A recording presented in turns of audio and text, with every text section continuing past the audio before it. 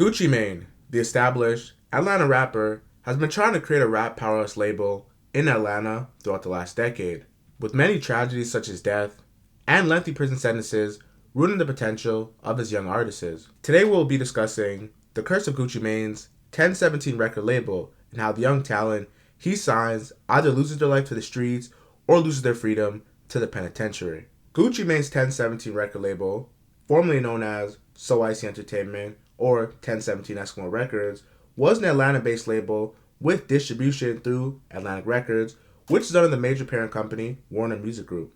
Throughout the years, Gucci Mane has signed major talent from Hotboy Wes, Pooh Shiesty, Matt Critter, Chief Keef, Big Scar, Coach the Ghost, Fijiano, and Ralo Fam Goon. Texas rapper Hotboy Wes signed with 1017 in July of 2021 and seems to be one of the more active artists outside of music, as he was accused of robbing someone of a watch that they planned to buy off him.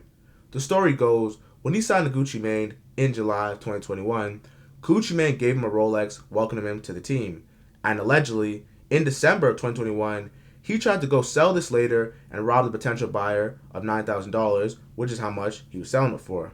And apparently, this activity isn't anything new to Hotboy Wes, as according to sources, he's had issues and run-ins with the law dating all the way back to his adolescence in 2013, when he was sent to prison for 7 years for criminal gang activities. 2 weeks ago, a major loss was taken by the hip-hop community, particularly Memphis, when Memphis rapper Big Scar was found dead from an overdose. Now, hip-hop music always seems to get pushed back for promoting drug usage, because although it looks cool, there is absolutely no benefits. Big Scar happened to be the blood cousin of his label mate, Pooh Shiesty.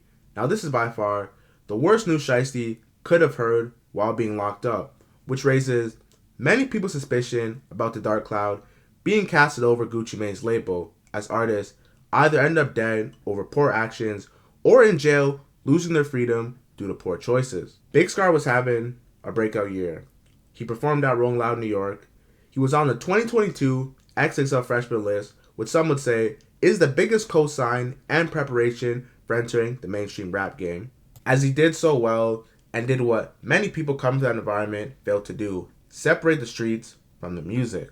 And while appearing on the Big Facts podcast based in Atlanta, he gave game on how to separate between the streets and the music. Different way you move around. What you think the key is to stay out of rap beef and shit? Stay in your own lane like how I do. Like, you don't never see me, you ain't never see me on there yelling in the phone talking about this nigga woo woo woo, I'm moving a woo woo woo. You ain't never see me in no crowd of niggas finna. It's not, I'm just my own. I fuck with who I fuck with, like, cause I'm a real genuine ass nigga and I wear my heart on my sleeve. Yeah. But like, if we link up on some business shit to do a song, it's business. So whatever your street beef is, I ain't got nothing to do because that ain't what we linked up on. We linked up on some business shit. Right. Since we're talking about Big Scar, it's only right we talk about his blood cousin, Pooh Shiesty. Pooh Shiesty is serving a 5-year federal sentence for a gun conspiracy charge over a robbery that happened in October of 2020, where Pooh Shiesty and others linked up to buy some Jordans and liquid codeine off a seller. The defense is pushing the narrative that Pooh Shiesty, a millionaire rapper who has a net worth of almost $3.5 million, was driving a green McLaren worth over $200,000 and has no logical reason to stage a robbery. The defense also brought up his distraught childhood and the violent actions and trauma he experienced, such as losing his close friends at an early age to gun violence, showing his actions were simply a result of being a product of his environment. Well, although this was a good defense, Pooh Shiesty still copped out on a plea deal for 5 years, which is half the time he would have been given if he took the trial and lost. His lawyer Brad Cohn made a statement saying, Mr. Williams has accepted responsibility for his involvement in this offense. He accepts responsibility for where he is at this time in his life, and he is ready to change.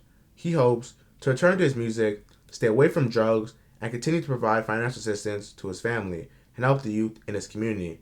This court is asked to consider that Mr. Williams' life is a life worth saving. Less than 3 months ago, Matt Critter, a Memphis-based artist, signed to 1017 Records, and just last week, December 29, 2022, he was arrested for first-degree murder and sits in the Shelby County Jail in Memphis. The 25-year-old rapper arrest comes from a shooting in Memphis that left one person deceased. Now, without adding to the fire, it's very clear that this artist that Gucci Mane signed has still got some involvement in the streets.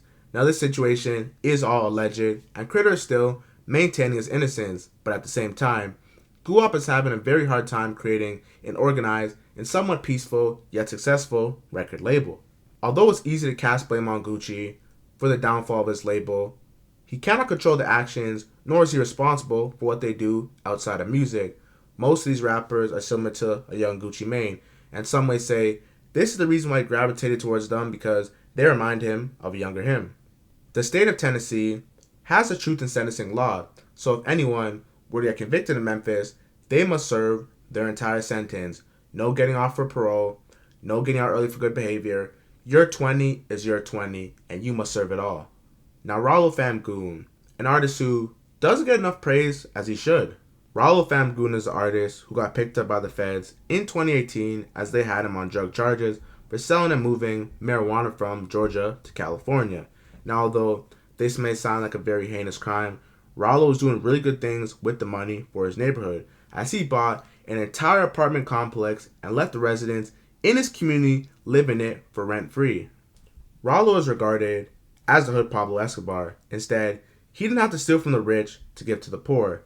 He was sentenced 8 years in prison. However, his court process has got dragged over and over that he's already been credited 4 years for time served. And by the end of 2023, he should be out due to good behavior. Now, Fijiano, where do I begin? Now, the story regarding Fijiano will shock you. Fijiano signed to 1017, and in 2020, it all went downhill for him when he had a concert in South Carolina at a lavish lounge, which is now permanently closed. While during his concert, someone in Fijiano's camp threw a setup and got into it with people in the crowd, which led to his friend recklessly shooting into the crowd, which killed 2 people. And this senseless act of violence led to a lawsuit against both Gucci Mane and Fijiano. Later 2020, he had another run with the law and got caught with a firearm and was released out on bail with an ankle monitor. Now, he melted the ankle monitor and threw it away, and according to who you may ask, ankle monitors can actually be traced showing your location, so there's a government website that basically shows everyone who has an ankle monitor on, so maybe he felt that people who he didn't get along with could see his location, and he felt very unsafe. After dismantling his ankle monitor, he went on the run for 3 months and made some music videos and was arrested in March of 2021 in Memphis, and he got sentenced to 5 years in prison, and just like that, an artist who was buzzing locally, his career is over. There seems to be a repeated cycle of dead or in jail when it comes to these rappers. Obviously, they're brought up in a certain way where money doesn't change them. I'm not sure if we can always be mad at these rappers. Let's play devil's advocate for a bit. These rappers grew up in inner cities in America, whether if it's Memphis, Atlanta, Baltimore, Philly. They grew up in poverty. And now that they're famous, people automatically assume that they have money, which means they're simply more of a target. It's like, imagine the one person you always hated surpassing you in life, and they're on social media, flaunting their lifestyle, basically dangling food over the wolves. You'd want to take it from them, and that's what a lot of people who are jealous and envy are doing. Even though they may be getting legal money, their old habits still find a way to arise, as they still have opportunity to make more legally and illegally. Now, some people say 1017 had the potential to be the next death row with heavy street presence, but we will never know.